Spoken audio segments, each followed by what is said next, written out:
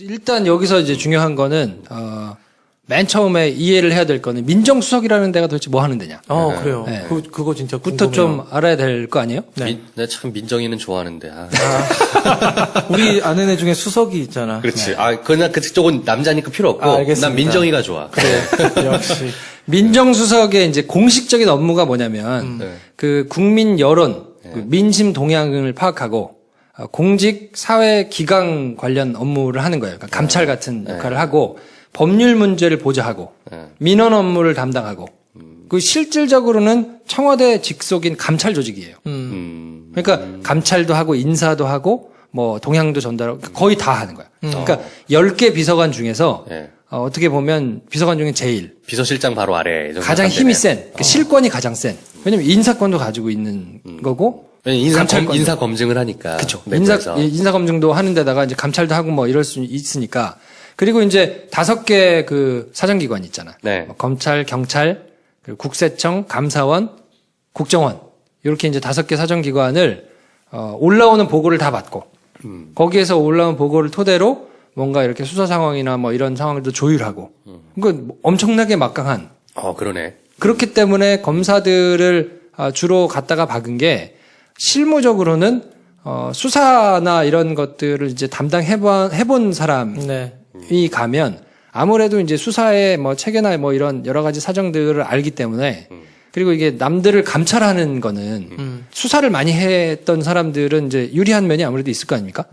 어느 부분을 어떻게 파보면 뭐가 나올 테니까 이런 거에 대한 감이 있으니까 감찰에 대해서도 실무적으로 딱 뭔가를 틀어줄 수 있고 그리고 이제 나머지 정무적인 판단이야 뭐 이제 그거에 플러스 해가지고 있는 거니까 그래서 전두환 때는 그때는 이제 신군부가 장악하고 있을 때라 군인들이 청와대 요직들을 이제 장악하고 있을 때였거든요. 그러니까 그때는 좀 상황이 약간 특수했으니까 그렇지만 참여정부 때 뭐 지금 판사 출신은 뭐 변호사 출신 이런 사람들이 민정수석을 했던 거를 제외하면 없었어요. 검사 출신이 아닌 사람이 민정수석 자리에 있었던 적이 없는 거예요. 그러니까 굉장히 파격적인 인사인 거는 맞고 민정수석이란 자리가 일단 그런 거를 하기 때문에 이게 실무적인 경험이나 이런 게 없는 사람이 그 자리에 있는 것이 의도는 좋으나 과연 선의와 상관없이 좋은 결과를 낼 수 있을 것이냐에 대해서도 의견이 좀 갈려요. 그러게요.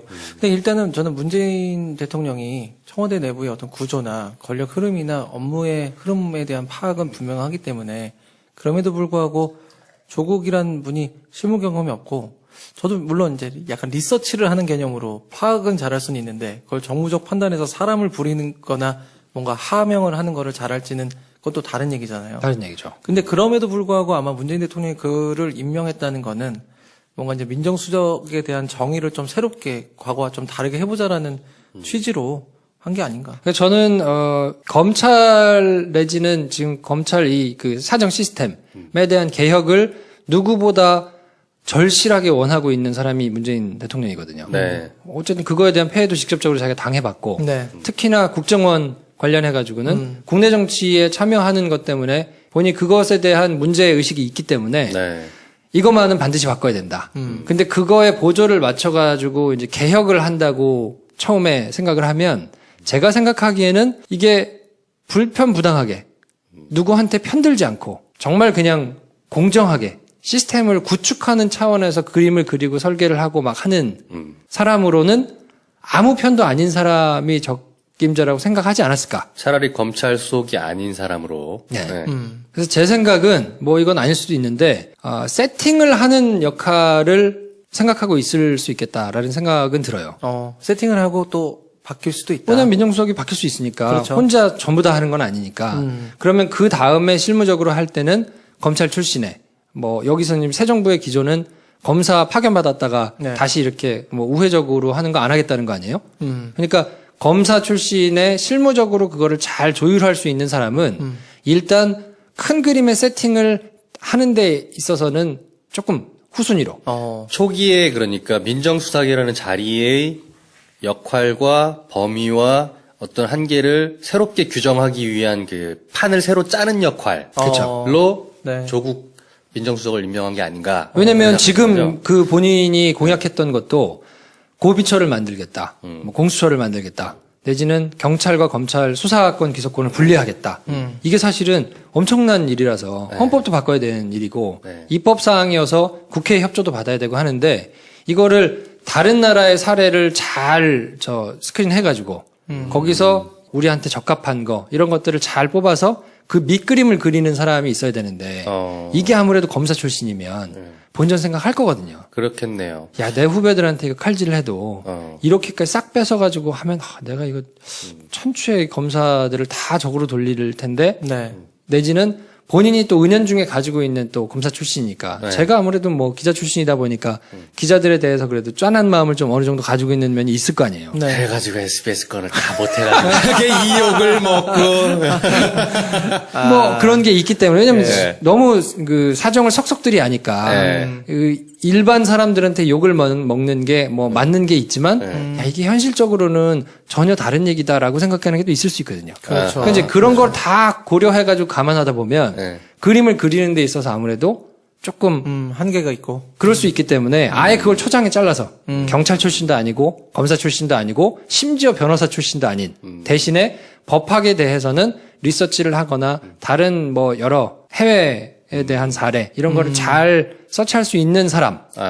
그래서 그거를 뭔가 이렇게 밑그림을 그리고 또 본인이 법률가 출신이라는 자신감도 어느 정도 하지 않았을까. 그렇겠네요. 네. 밑그림을 잘 짜놓고 그거를 어느 정도 이제 법제화 해놓은 정도 수준까지만 딱 만들어놓고 본인은 빠지고 그 뒤부터는 그럴 수 있죠. 실제로 돌아가는 거에 원활할 수 있는 검찰 출신이 들어가거나 이럴 수 있겠네요. 어차피 네. 초반에 지금 이 정부의 기조는 그 수사에 지휘하지 않겠다.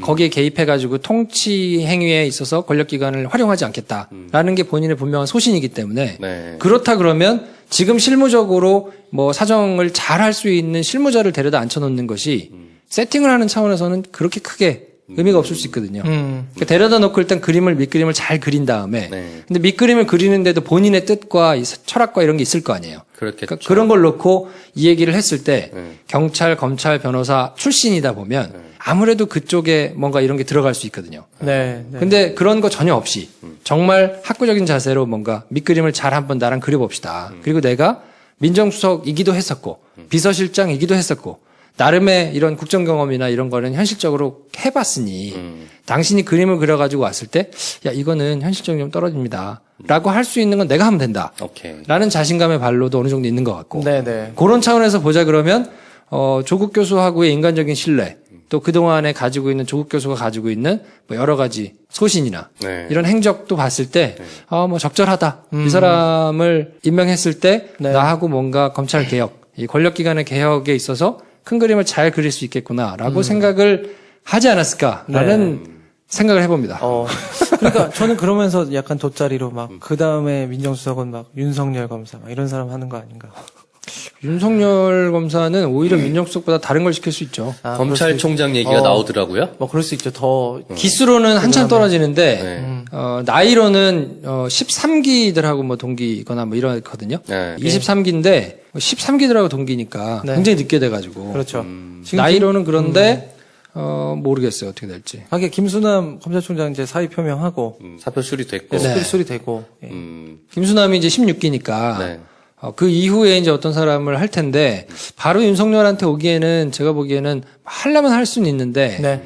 적절할지는 네. 잘 모르겠어요. 아무튼 그 같이 국정원 댓글 조사했던 박형철 검사가 반부패 관련해 가지고 또 무슨 임명 받았잖아요. 네. 그런 거 보면은 조국이든 뭐 박형철 검사든 부패 척결 적폐 청산에 대한 공약을 이제 이행을 하는 걸음이라고 볼 수 있는 것 같아요. 대통령 본인이 민정수석을 했었으니까 그때 민정수석이라는 건 이래야 되지 않을까라고 나름대로 가지고 있던 그림을 이제 조국 신임 민정수석에게 네. 의뢰를 하는 그림이지 않나. 그러니까. 어렴풋이 그러니까. 이해는 하는 것 같아요. 네. 진짜 그래서 보니까 변화가 되게 많은 게 그전에는 박근혜가 항상 말로 회의에서 이렇게 주재하고 하던 거를 이제는 본인이 문서로 네. 딱 지시하고 본인 서명해가지고 업무들을 다 착착 내려 보내더라고요. 박형철 반부패 비서관은 솔직히 잘 모르겠어요. 본인이 그래도 뭐 알 테니까 사람은 잘 모르겠어. 보통 김프로가 잘 모르겠다고 하는 거는 I don't know가 아니고요. 네. 왜냐면 요거는 조금 바로 잡는다고 하면 좀 이상한데 네. 기사들을 보니까 막 너무 막 뭐 찬양 일색이야. 그러면서 뭐 최고의 특수통 막 면도날 검사 막 특수 뭐 수사에 뭐 최고 뭐 누가 썼어 기사. 그런 분 아니에요? 아 죽여버릴라 진짜. 아니 이분은 네. 수사부서에 있던 분은 아니에요. 네네. 이분은 그 공안 검사를 쭉 오래 한 공안에 아주 공안 특수통이라고 공안 특수라는 건 없어 이 아, 사람아. 그래요? 아니 그런 공안이든지 얘기를 하더라고. 특수든지. 그러니까 그러니까 알았어. 나 지금 가수거든.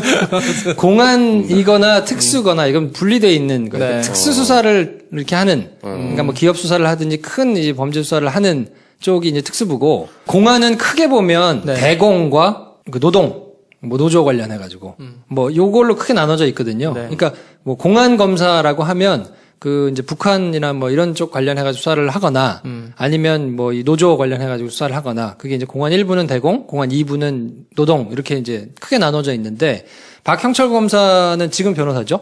옛날에는 공안을 쭉 오래 했어요. 그러니까 공안을 주로 하던 사람인데 네. 제가 어디선가도 얘기했지만 공안 검사들의 특징은 뭐냐면 일일이 전부 다 보고해. 모든 사항을 수사되는 과정에 있는 거를 다 보고해 상관한테. 그래가지고 판단을 받아요. 근데 특수는 보고 다 안 해요. 그냥 주도적으로 할 수 있는 거예요? 아주 주요한 것만 보고해요. 전부 다 일일이 보고하지 않아요. 뭐가 결과물로 나왔고. 승부하시는 그렇지. 양반들이구나. 네. 그러니까 윗사람하고 들이받는 경우가 많아요.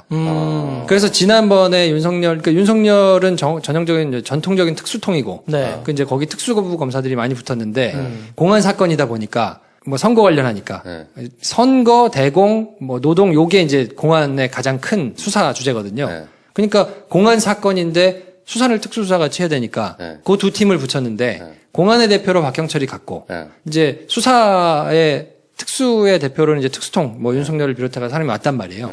근데 이제 서열상 윤석열이 팀장이었고 그 밑에 이제 박형철이 반장 정도 되는 역할이었거든요. 네. 그러니까 서로 계통이 다르네. 계통이 달라요. 그래서 이제 섞여가지고 수사를 한 건 그때가 처음이에요. 그래서 이거는 특수같이 수사를 했단 말이에요. 네. 다 보고 안 하고. 국정원 네. 댓글권에 대해서. 그렇죠. 다 가지고 있다가 필요한 것만 보고하고 네. 필요한 거에서 이렇게 됐으니까 영장 내주쇼. 이거 청구하겠습니다. 라고 했을 때 이제 허락받고 이제 하고. 근데 그 과정에서 국정원 사람을 체포한 해 만에 뭐 이런 것도 네. 공안 검사 쪽에서 보기에는 불만이 많은 거예요. 저렇게 보고 안 하고 막 해도 되나? 2차장 뭐 이런 사람들은 야, 보고를 안 해 애들이 쥐들끼리만 이렇게 하고 말이 돼? 라고 얘기하는데 특수수사에서는 그게 당연한 거여서 그것 때문에 항상 수사 스타일에 뭔가 왜냐하면 공안이라는 거는 그 아무래도 이 정권 내지는 이런 거에서 큰 방향을 가지고 가는 거하고 어긋날 수가 없기 때문에 네. 윗사람의 정무적인 판단을 계속해서 받거든요. 네. 그러니까 수사를 잘하는 검사는 어떤 검사냐면 전부 다 긁어와서 보고하는 검사. 공안 쪽에서. 네. 똘똘하게 잘 갖고 오면 그래 요거는 상의하면서 의견도 내면서 또 내가 얘기하는 거 잘 따라가지고 이렇게 쭉쭉쭉 하는 요런 검사가 공안 쪽에서 잘하는 검사인데 특수수사는 필요 없고 결과를 내면 돼. 그러니까 밑에서 똘똘하게 잘 갖고 와가지고 만들어냈어. 이야 이놈. 그러면 뭔가 내가 이렇게 다른 거 지시를 해도 들이받고 사표 쓴다 그러고 막. 나 이해했어. 공안은 황교안 같은 분이 공안이잖아요. 그렇죠. 그죠? 하나하나 다 컨펌 받아야 되고 그렇죠. 자기 의견 안 내고 그렇게 따지면 범죄와의 전쟁에서 곽도원 같은 양반 그렇죠. 이 공안 검사인데 특수는 뭐냐면 내부자들에서 조승우야. 그렇지. 네. 그렇죠. 그래. 맞아요. 딱 그거야. 딱 네. 이해 왔어. 이렇게 하니까 이해가 되네. 네. 거기서도 그러니까 그 사람은 특수수사하는 사람이고 네. 비자금 수사하는 사람이니까. 조승우 막 연락 들이받잖아. 곽도원은 지금 받아가지고 하는 공안 검사예요. 네. 네. 그러니까 그런 역할이기 때문에 그 박형철 변호사 지금 이제 네. 반부패 비서관이 와 정말 특수 면도날 이런 얘기는 조금 안 맞아요. 조금 안 맞아. 그러니까 네. 공안 출신이라. 물론 이제 검사면 네. 기본적으로 사람을 수사하고 뭘 이렇게 압수수색하고 뭐 이렇게 하는 프로세스를 다 알고 네. 그리고 박형철은 공안에서 엘리트였어요. 굉장히 이쁨 받던 사람이에요. 네. 그러니까 그 지금 그 국정원 댓글 사건을 말아먹으려고 했던 뭐 그 여러 사람들이 있거든요. 네. 황교안 당시 법무부 장관을 비롯해가지고 네. 그 사람들한테도 굉장히 예쁨 받던 사람이에요. 왜냐하면 잘했던 에이스 검사니까. 그래서 보고를 잘했던 검사겠네. 그래서 항상 요직에 이렇게 있으면서 잘 착착착착 밟아오던 사람인데 네. 이번 사건에 그래서 본인들이 파견 보낼 때는 예쁜 사람을 보냈겠지. 근데 가서 수사를 해보니 법률가의 양심상 네. 박근혜 검사 그런 얘기를 한 적이 있어. 야 내가 그걸 둘 다 써놓고 한번 읽어봤다는 거예요. 네. 그 선거법 적용이 안 되는 그러니까 선거법 적용을 못 한다는 쪽으로 해가지고 쭉 공소장을 한번 써보고 선거법을 적용해가지고 쭉 공소장을 써보고 다 써봤는데 말이 안 되더래. 선거법을 적용 안 하고 쓰는 게 말이 안 되더래. 말이 안 되는 거 공소장 어떻게 쓰냐 내가. 지금 본인한테 다이렉트로 들은 거예요? 네, 그렇죠. 그때 당시에. 둘이 그렇게 그런 사적 대화를 나눴던 사이에? 근데 이 사람은 특징이 뭐냐면 공안검사를 이렇게 쭉 하고 잘 나가던 사람이기 때문에 기자들하고 안 친해요. 친한 기자 한 명도 없어. 그때는 이제 그래도 제가 국정원 댓글 사건에 대해서 막 이렇게 기사를 쓰고 막 할 때니까 조선일보 비롯해가지고 뭐 그냥 5만 군데에서 막 다 깔아 뭉개던 때인데 제가 그렇게 기사를 쓰니까 그때는 이제 고마웠겠지 본인들도. 그러니까 만나가지고 뭐 이렇게 밥도 먹고 뭐 이러면서 이제 얘기도 하고 뭐 이렇게 하면서 이제 한 얘기인데 그 뒤로도 뭐 기자들하고 이렇게 막 살뜰하게 지내고 이런 스타일은 아니거든요. 아무튼 그래서 이제 그 당시에 본인이 그런 얘기를 할 정도로 법률가의 양심상 이거는 그렇게 써봐도 안 되니까 했는데 그러니까 굉장히 미움을 받은 거예요.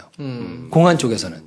저 새끼 키워놔줬더니 그렇지. 가가지고 그러니까 뭐 그런 거네? 딱 그거예요. 그래서 이거 저 뭐 윤석열 저기 해가지고 또 저 뭐 정치의 뜻이나 있어 이 새끼 뭐 이제 뭐 이래가지고는 완전 좌천 인사를 받고는 본인이 그래서 그냥 옷 벗고 나간 거거든요. 검사 옷을 그때 벗었구나. 그때 벗었어요. 이제 한직으로 한 두어 번 뭐 돌다가 윤석열 팀장은 그냥 한직으로 가면서도 계속 그냥 있었고. 저 양반은 그냥 변호사 할래 그냥 씨발 이렇게 된 거네. 그렇죠. 그냥 모르겠고 내가 도저히 이렇게 못하겠습니다. 그냥 이러느니 그냥 변호사 할래 하고는 그냥 정리하고 나갔거든요. 어쨌든 그런 거를 가지고 있는 사람이어서 반부패에 대해서는 뭔가 본인이 불불한 게 있을 거라 공직에선 잘할 거예요. 잘할 거고 뭐 한데 일부 기사들을 보니까 무슨 막 특수통에 무슨 막 수사 전문가 막 이러는데 아직은 좀 불편하더라고. 그러니까 우리는 보면서 막 뭔가 뿌듯하고 막 감흥이 막 있고 한데 이렇게 조승우 같은 그런 스타일의 수사를 하던 분은 아니어서 그거는 조금 차이가 있다. 근데 뭐 기본적으로 검사면 뭐 조사하고 수사하고 이런 건 다 하는 거기 때문에 뭐 아무튼 뭐 그런 차이가 있다. 김프로 하는구나. 여러분 이런 얘기 어떤 팟캐스트가 막 없어. 어떻게 들어 정말. 김프로쇼 빨리 구독해 주시고요. 다운로드 하트. 우리 박스권에 지금 처하고 있어요. 박스권. 1600 정도에서 지금 약간 주춤한데 여러분 이러면 안 됩니다. 그러니까 주변 사람들 데려와가지고 널리 소문내주세요. 조국 박형철. 우리가 제대로 얘기하고 있다.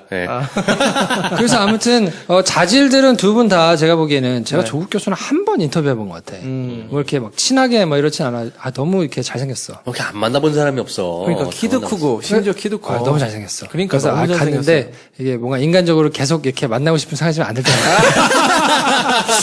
얼굴 패거니 여기저들은 진짜 좋아하거든요. 야. 그 틈만 나면 가. 왜 아니겠어요? 뭐만 있으면. 왜 아니겠어? 뭐만 있으면 조국 교수한테 그렇게 인터뷰를 한다. 근데 내가 굳이 당신밖에 없냐, 교수가. 한 번 나 인터뷰했는데, 참 젠틀하시더라고요. 아니, 이제 와서 얘기하지만 너무 비교가 되잖아. 우병우 민정수석이랑 조국 민정수석. 어디로 가고 싶어? 그러니까. 이게 단지 팔뚝을 한번 걷고 와이셔츠를 입었을 뿐인데, 느껴지는 포스가. 김기춘 비서실장과 임종석 비서실장. 누가 더 좋아? 너무 비교되잖아. 그러게요. 이정현, 최경환 말할 필요도 없고 그쪽은 두꺼비 상들이고. 아무튼 그래서 두 사람에 대해서는 이제 뭐 제 그냥 개인적인 지금의 생각은 요 정도인데 박형철 비서관이 원래 뭐 워낙 이제 그런 것 경험도 있고 뭐 이런 이제 개인적인 뭐 이런 한도 있으니까 전 잘할 거라고 봐요. 반부패 비서관이면 서열상 어디 소속에서 누구의 지시를 받는 거죠? 민정수석에 저걸 받겠죠. 조국 민정수석에. 그 이제 민정비서관 뭐 이렇게 여러 가지가 있거든요. 그 밑에 민정수석실 밑에 지난 이제 번까지는 한 4개 정도 이렇게 있어가지고 무슨 비서관 이렇게 비서관들이 이제 있는데 그 중에 이제 하나일 거예요. 조국 교수하고 뭘 맞춰가지고 같이 할 텐데 저는 괜찮다고 봅니다. 그리고 이게 기자들하고 정말 친한 기자가 없어. 한 명도 없어. 박형철이? 네. 이게 뭐 특수수사를 한 사람들은 기자들을 알아야 돼요. 그래야 본인이 분리할 때 이게 뭔가 언론으로 뚫고 나가는 이런 게 있거든요. 슬쩍 이렇게 해가지고 뭔가 막 여론이 일면 안 할 수 없으니까 쓱 가고 이런 게 있는데 공안은 뭐 그럴 게 별로 없어요. 기자들하고 뭐 해가지고 이렇게 하고 이럴 게 없어서 기자들 잘 몰라요. 지금이 기회야. 빨리 전화해. 근데 지금 해도 안 접니다, 만나줄까요? 형님. 안 만나줄까요? 그래도. 기자 만나고 막 이런 사람이 아니어서. 기자가 아니잖아, 이제. 그렇죠. 누구세요? 일반인을 왜 만나? 누구세요? 그렇지. 그렇지. 바이엔 스테판을 사랑하고 영어 만들기 꿈이다. 아무튼 그렇기 때문에 네. 오히려 그게 저는 업무를 하는 데 있어서는 네. 훨씬 나을 수 있다. 뭐 기자들을 만나서 뭐 이렇게 하고 뭐 이런 사람이면 이게 뭐 특수수사를 하는 데는 도움이 될 수 있어도 네. 오히려 그냥 일만 열심히 하는 데는 그게 훨씬 도움이 될 수 있다. 잘 모르는 일반인인 제 입장에서 볼 때 걱정되는 포인트가 하나 있는 게 조국 민정수석이 기자들한테 질문을 받을 때 민정수석은 수사를 지휘하지 않습니다라고 딱 정확히 선을 그었잖아요. 동아일보 기자 그렇죠? 질문에. 이제 그 발언이 굉장히 큰 이제 가이드가 될 텐데 그 사람을 판단하는 기준에서 지금 되게 중요한 거는 조국 수석한테 주어진 임무가 첫 번째로는 김프로 말한 것처럼 새로운 민정수석의 역할과 그 틀을 그려내는 것. 오케이, 그건 알겠어. 근데 적폐청산이라는 과제가 있잖아요. 네. 그죠? 적폐청산에서 이제 벌써 4대강 비리 조사를 시켰고, 세월호 조사 다시 하라고 시켰고, 여러 가지 어쩔 수 없이 조사와 어떤 들춰내는 과정이 이제 임무가 하달이 됐는데, 그 과정에서 조금이라도, 야, 너 수사 지휘 안 한다며 왜 뒤에서 배후 조종해? 라는 얘기를 들을 소지들이 있을 것 같아서. 그러니까 그 조국 수석의 얘기는 뭐였냐면 네. 명확하게 법과 그 지금 시스템에 있는 얘기를 한 거예요. 시스템에 의해서 하겠다는 얘기인 거예요. 그러니까 왜냐하면 검사의 수사에 있어서 네. 수사 지휘를 할 수 있는 사람은 법무부 장관 할 수 있어요. 서면으로. 근데 개별 검사에 대해서 연락을 해가지고 개별 사건에 대해서는 할 수 없고 그 검찰총장한테 이렇게 뭔가 수사 지휘권을 발동할 수는 있어요. 이게 물론 이제 법적이나 시스템적으로는 그런데 보수 언론이나 자유한국당 쪽은 그런 논리가 안 통하는 사람들이잖아요. 그러니까 지금 그 밝힌 의지는 뭐냐면 지금까지 민정수석이 다 전화를 해가지고 일일이 뭐 수사 상황도 막 보고받고 이렇게 저렇게 지휘도 했기 때문에 이 사달이 난 거라서 그거를 하지 않겠다고 얘기를 한 거라 논의는 할 수 있죠. 모여가지고 이런 수사는 이렇게 해야 된다. 근데 그래서 법무부 장관과 검찰총장이 중요한 거죠. 그 둘이 빨리 제대로 자리를 잡아야 되겠네, 다른 사람들. 그렇죠. 그래서 그 뜻에 동참하는 사람들이 앉아 있으면 사실 아무 문제 없어요. 지휘 안 해도. 큰 틀에서 세월호 수사 이거 문제가 있었으니 해야 되는 거 아닌가요? 그럼 법무부 장관이 검찰국장을 통해서 할 수 있거든요. 네. 검찰국장이 주요 사건들은 다 보고를 받아요. 그렇기 때문에 그 법무부 장관 이런 사람들 통해 가지고 또 검찰총장 자체가 뭐 그런 거에 대한 개혁 의지가 있는 사람을 앉히면 굳이 뭐 새정부의 기조가 이런 거에 대해서 제대로 수사를 하는 거기 때문에 법 내지는 원칙에 크게 벗어났던 것들은 원칙대로 수사해. 밑에 애들은 훨씬 수사하기가 좋은 거예요. 그렇게 되면. 그렇게 되겠네요. 네. 인선이 어느 정도 빨리 삼각 체제가 마무리돼야 될 텐데 만약에 법무부 장관이나 검찰총장 쪽이 약간 지지부진한데 사실은 그 개혁이나 청산에 대한 드라이브를 걸어야 되기 때문에 그 두 사람의 인선이 마무리되지 않은 상태에서 뭔가 조국 수석이 그 위에서 이제 의사결정에서 가이드를 내리는 형태의 모양이 조금이라도 비치면은 이 분명히 보수 언론이랑 이쪽은 굉장히 물고 뜯을 것 같아. 그렇죠. 조심해야 될 것 같아. 근데 약간 운이 좋다고 해야 되나? 저는 동아일보 기자가 그렇게 했을 때 지금 약간 바보된 분위기처럼 약간 기사들이 나오고 그 사람들 댓글도 그렇긴 하거든요. 근데 오히려 굳이 그런 말을 그렇게 너무 단호하게 했어야 했을까? 왜냐면 굳이 안 해도 되고 김프로 말한 대로 제대로 그냥 하는 모습을 보여줬으면 될 텐데. 법과 원칙대로 가겠습니다. 이 정도로 마무리했으면 그렇죠. 되는데. 근데 그 톤이나 어떤 느낌 자체가 바보 같은 질문, 약간 당연한 거 아니야 이런 식으로 하면 이게 사람은 앙심을 품게 하면 안 돼. 그렇죠. 네. 그렇기 때문에. 그거는 맞는 말이죠. 네. 네. 그래서 그렇게 하는 거는 사람들은 우리 쪽은 시원하지만 사실은 전체를 통합을 생각하면은 약간 좀 아쉬웠던 것 같고요. 근데 또 어머니 무슨 재단 관련해가지고 체납한 거 2천만 원? 그게 나오니까 이제 바로 돈 내겠다. 그러니까 우리 같은 사람이 2천만 원 어디서 구하나 이러고 있는데 바로 낼게! 바로 낼게! 알았어! 바로 낼게! 조용! 했는데 이게 마침 중앙일보에서 왜 페이스북에서 댓글 실수로 단 거가 그게 나오면서 사실은 완전 산 거지. 그냥 엄청난 이제 그 저항에 부딪힐 거예요, 사실. 그렇죠. 우리가 경험하기도 했고. 네네. 왜냐하면 언론이 얘기할 때는 절대 말이 안 되는 얘기, 틀린 얘기를 하진 않거든요. 근데 이제 제가 늘 얘기하지만 선호와 경중을 안 따지고 장난을 칠 때가 많아요. 그러니까 시비를 가려가지고 이게 그르고 잘못된 게 명확한 거는 기사를 못 쓰지만 경중과 선우는 바꿀 수 있거든요. 그러니까 경한 거를 중요한 것처럼 앞에다가 보도하고 막 이렇게 되면 사람들이 받아들이기엔 그게 중요한 걸로 알아요. 네. 네. 근데 그 판단을 양심적으로 하는 게 이제 저널리즘에서 해야 되는 일인 건데 네. 지난 10년 동안은 사실 그걸 안 한 거거든요. 야, 진짜 중요한 말이다. 그러니까 그거를 이제 앞으로도 할 거란 말이에요. 택도 아닌 거 가지고 침소봉대 하면서 막 몰아가기 이런 걸 분명히 할 건데 네. 그럴 때 이미 예전에는 경험이 없었기 때문에 개혁 의지만 가지고 몰아붙이다가 막 당했잖아요.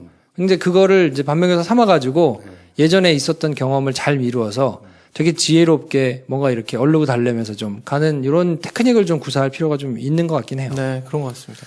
우리 같은 사람들이 눈과 귀가 되게 밝아야 되겠네요. 그렇죠. 네, 네. 그래서 아까 얘기한 대로 민정수석이 그림을 다 그리고 나면 그거를 굉장히 유도리 있게 잘 할 수 있는 네. 검사 출신이 저는 가는 거에 대해서는 맞다고 봅니다. 아. 오히려 그렇게 하는 것이 훨씬 개혁 의지를 실현하는 데 있어서는 도움이 된다. 그러니까 혹시 자칫 논리에 자칫 그냥 비판을 위한 비판을 하다가 네. 검사 출신 무조건 보내면 안 된다. 이렇게 되면 전 그건 반대거든요. 지금 어쨌든 그림을 그리는 판이니까 조국 교수가 괜찮을 거라고 보는데 적절한 시점에서는 네. 그런 거에 빤히 다 손바닥 알듯이 들여다보고 있는 사람이 가는 것도 나쁘지는 않다. 아, 그렇죠. 공장 새로 짓는 사람이랑 그 공장 돌리는 사람은 따로 전혀 정해져 있다. 다르죠. 그렇죠. 제가 생각하기에는 이게 불편부당하게 누구한테 편들지 않고 정말 그냥 공정하게 시스템을 구축하는 차원에서 그림을 그리고 설계를 하고 막 하는 사람으로는 아무 편도 아닌 사람이 적임자라고 생각하지 않았을까. 차라리 검찰 수석이 아닌 사람으로. 네. 그래서 제 생각은 뭐 이건 아닐 수도 있는데 세팅을 하는 역할을 생각하고 있을 수 있겠다라는 생각은 들어요. 세팅을 하고 또 바뀔 수도 있다. 왜냐면 민정수석이 바뀔 수 있으니까 그렇죠. 혼자 전부 다 하는 건 아니니까. 그러면 그 다음에 실무적으로 할 때는 검찰 출신에 뭐 여기서는 새 정부의 기조는 검사 파견받았다가 네. 다시 이렇게 뭐 우회적으로 하는 거 안 하겠다는 거 아니에요? 그러니까 검사 출신에 실무적으로 그거를 잘 조율할 수 있는 사람은 일단 큰 그림의 세팅을 하는 데 있어서는 조금 후순위로. 초기에 그러니까 민정수석이라는 자리의 역할과 범위와 어떤 한계를 새롭게 규정하기 위한 그 판을 새로 짜는 역할로 네. 조국 민정수석을 임명한 게 아닌가. 왜냐면 생각하는 지금 거죠. 그 본인이 공약했던 것도 고비처를 만들겠다. 뭐 공수처를 만들겠다. 내지는 경찰과 검찰 수사권 기소권을 분리하겠다. 이게 사실은 엄청난 일이라서 헌법도 바꿔야 되는 일이고 네. 입법사항이어서 국회 협조도 받아야 되고 하는데 이거를 다른 나라의 사례를 잘 스크린 해가지고 거기서 우리한테 적합한 거 이런 것들을 잘 뽑아서 그 밑그림을 그리는 사람이 있어야 되는데 이게 아무래도 검사 출신이면 본전 생각할 거거든요. 그렇겠네요. 야, 내 후배들한테 이거 칼질을 해도 이렇게까지 싹 뺏어가지고 하면 내가 이거 천추의 검사들을 다 적으로 돌릴 텐데 네.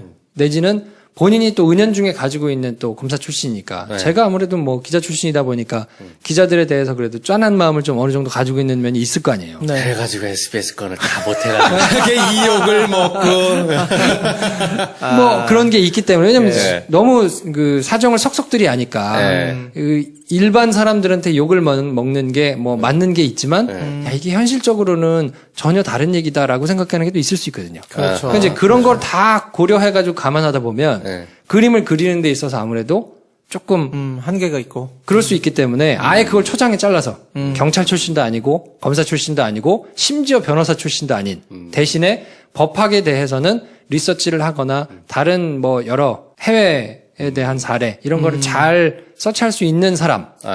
그래서 그거를 뭔가 이렇게 밑그림을 그리고 또 본인이 법률가 출신이라는 자신감도 어느 정도 하지 않았을까. 그렇겠네요. 네. 밑그림을 잘 짜놓고 그거를 어느 정도 이제 법제화 해놓은 정도 수준까지만 딱 만들어놓고 본인은 빠지고 그 그럴 뒤부터는 수 있죠. 실제로 돌아가는 거에 원활할 수 있는 검찰 출신이 들어가거나 이럴 수 있겠네요. 어차피 네. 초반에 지금 이 정부의 기조는 그 수사에 지휘하지 않겠다.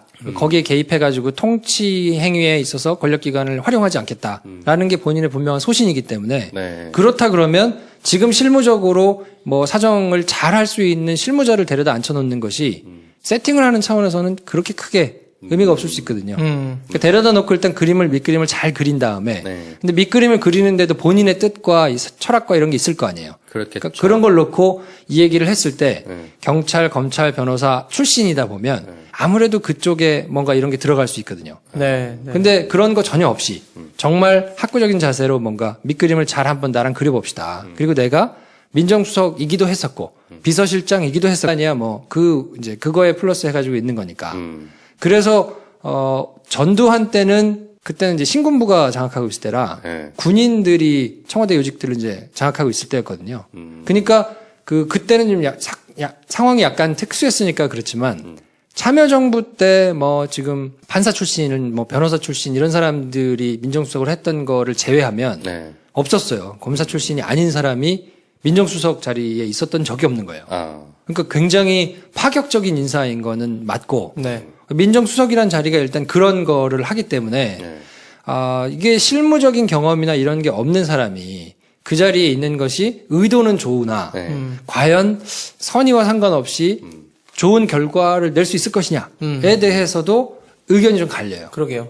근데 일단은 저는 문재인 대통령이 청와대 내부의 어떤 구조나 권력 흐름이나 업무의 흐름에 대한 파악은 분명하기 때문에 그럼에도 불구하고 조국이란 분이 실무 경험이 없고 저도 물론 이제 약간 리서치를 하는 개념으로 파악은 잘할 수는 있는데 그걸 정무적 판단에서 사람을 부리는 거나 뭔가 하명을 하는 거를 잘할지는 그것도 다른 얘기잖아요. 다른 얘기죠. 근데 그럼에도 불구하고 아마 문재인 대통령이 그를 임명했다는 거는 뭔가 이제 민정수석에 대한 정의를 좀 새롭게 과거와 좀 다르게 해보자라는 취지로 한 게 아닌가. 그래서 저는 검찰 내지는 지금 검찰 그 사정 시스템에 대한 개혁을 누구보다 절실하게 원하고 있는 사람이 문재인 대통령이거든요. 네. 어쨌든 그거에 대한 폐해도 직접적으로 자기가 당해봤고 네. 특히나 국정원 관련해가지고는 국내 정치에 참여하는 것 때문에 본인이 그것에 대한 문제의식이 있기 때문에 네. 이것만은 반드시 바꿔야 된다. 근데 그거에 보조를 맞춰가지고 이제 개혁을 한다고 처음에 생각을 하면 나름의 이런 국정 경험이나 이런 거는 현실적으로 해봤으니 당신이 그림을 그려가지고 왔을 때 야 이거는 현실적으로 좀 떨어집니다. 라고 할 수 있는 건 내가 하면 된다. 오케이. 라는 자신감의 발로도 어느 정도 있는 것 같고 네네. 그런 차원에서 보자 그러면 조국 교수하고의 인간적인 신뢰 또 그동안에 가지고 있는 조국 교수가 가지고 있는 뭐 여러 가지 소신이나 네. 이런 행적도 봤을 때 뭐 적절하다. 이 사람을 임명했을 때 네. 나하고 뭔가 검찰 개혁, 이 권력기관의 개혁에 있어서 큰 그림을 잘 그릴 수 있겠구나라고 생각을 하지 않았을까라는 생각을 해봅니다. 그러니까 저는 그러면서 약간 돗자리로 막 그 다음에 민정수석은 막 윤석열 검사 막 이런 사람 하는 거 아닌가. 윤석열 검사는 오히려 민정수석보다 다른 걸 시킬 수 있죠. 검찰총장 얘기가 나오더라고요. 뭐 그럴 수 있죠. 더 기수로는 한참 떨어지는데 네. 나이로는 13기들하고 뭐 동기거나 뭐 이러거든요. 네. 23기인데 13기들하고 동기니까 네. 굉장히 늦게 돼가지고 그렇죠. 지금 나이로는 그런데 모르겠어요 어떻게 될지. 하긴 김수남 검찰총장 이제 사의 표명하고 사표 수리됐고. 네. 수리되고 예. 김수남이 이제 16기니까 네. 그 이후에 이제 어떤 사람을 할 텐데 바로 윤석열한테 오기에는 제가 보기에는 하려면 할 수는 있는데 네. 적절할지는 네. 잘 모르겠어요. 아무튼 그 같이 국정원 댓글 조사했던 박형철 검사가 반부패 관련해가지고 또 무슨 임명받았잖아요. 네. 그런 거 보면은 조국이든 뭐 박형철 검사든 부패 척결, 적폐 청산에 대한 공약을 이제 이행을 한 걸음이라고 볼 수 있는 것 같아요. 대통령 본인이 민정수석을 했었으니까 그때 민정수석이라는 건 이래야 되지 않을까라고 나름대로 가지고 있던 그림을 이제 조국 신임 민정수석에게 네. 의뢰를 하는 그림이지 않나. 그러니까. 어렴풋이 그러니까. 이해는 하는. 일단 여기서 이제 중요한 거는 맨 처음에 이해를 해야 될 거는 민정수석이라는 데가 도대체 뭐 하는 데냐. 그래요. 네. 그거 진짜 부터 좀 알아야 될 거 아니에요? 네. 내가 참 민정이는 좋아하는데. 우리 아는 애 중에 수석이 있잖아. 그렇지. 그냥 그쪽은 남자니까 필요 없고. 알겠습니다. 난 민정이가 좋아. 역시. 민정수석의 이제 공식적인 업무가 뭐냐면 네. 그 국민 여론, 그 민심 동향을 파악하고 공직 사회 기강 관련 업무를 하는 거예요. 그러니까 감찰 같은 역할을 하고 법률 문제를 보좌하고 민원 업무를 담당하고 그 실질적으로는 청와대 직속인 감찰 조직이에요. 그러니까 감찰도 하고 인사도 하고 뭐 동향도 전달하고 거의 다 하는 거야. 그러니까 10개 비서관 중에서 어떻게 보면 비서관 중에 제일 비서실장 바로 아래. 이 정도 가장 하면 힘이 되네요. 센, 그 실권이 가장 센. 왜냐면 인사권도 가지고 있는 거고. 왜냐면 감찰권도. 인사 검증을 하니까. 그렇죠. 내부에서. 인사 검증도 하는 데다가 이제 감찰도 하고 뭐 이럴 수 있으니까. 그리고 이제 5개 그 사정기관이 있잖아. 네. 뭐 검찰, 경찰, 그리고 국세청, 감사원, 국정원. 이렇게 이제 5개 사정기관을 올라오는 보고를 다 받고 거기에서 올라온 보고를 토대로 뭔가 이렇게 수사 상황이나 뭐 이런 상황들도 조율하고. 그러니까 뭐 엄청나게 막강한. 그러네. 그렇기 때문에 검사들을 주로 갖다가 박은 게 실무적으로는 수사나 이런 것들을 이제 담당해본 사람이 네. 가면 아무래도 이제 수사의 뭐 체계나 뭐 이런 여러 가지 사정들을 알기 때문에 그리고 이게 남들을 감찰하는 거는 수사를 많이 했던 사람들은 이제 유리한 면이 아무래도 있을 거 아닙니까? 어느 부분을 어떻게 파보면 뭐가 나올 테니까 이런 거에 대한 감이 있으니까 네. 감찰에 대해서도 실무적으로 딱 뭔가를 틀어줄 수 있고 네. 그리고 이제 나머지 정무적인 판단